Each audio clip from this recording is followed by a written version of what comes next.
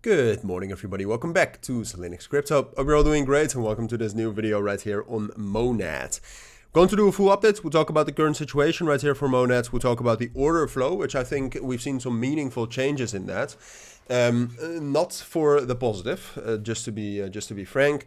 And we'll talk about the different possibilities. I'll talk about a couple of trades that I'm eyeing on MONAD right here. I still think it's a very interesting coin to trade. Although I must say that the momentum for MONAD in terms of volume and open interest as well, though there is still quite a lot of latent positioning. There still are quite a lot of positions open, which at some point of time is going to cause more volatility, more price action, more momentum, I would argue. At the moment, the momentum that MONAD had over the course of the week has been steadily decreasing, right? I mean, you can see that with the volume right here for perps, perpetual futures, but you can also see it for spot volume for MONAD. So that's kind of the context right now for MONAD.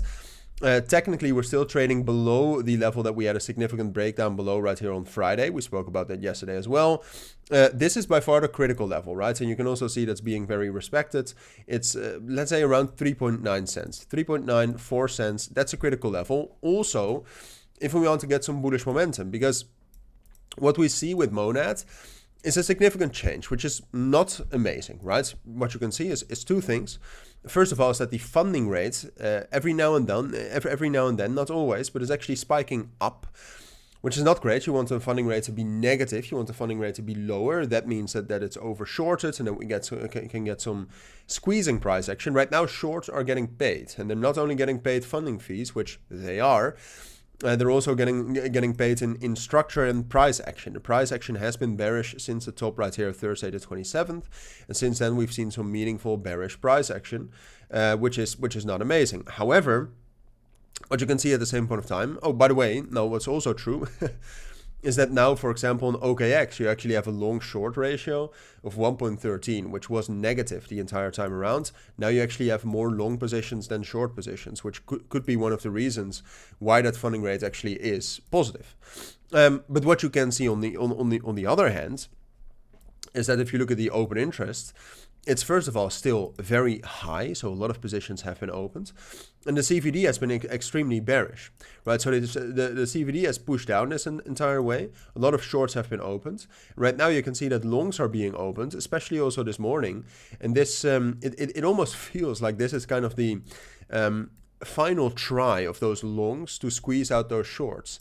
And at the moment, look, I think it's a possibility. With all the short squeeze price action we've seen in the last week, it's definitely a possibility that it will happen. But for me, that magic level then comes back to 3.9 and 4 cents. And if I would have to,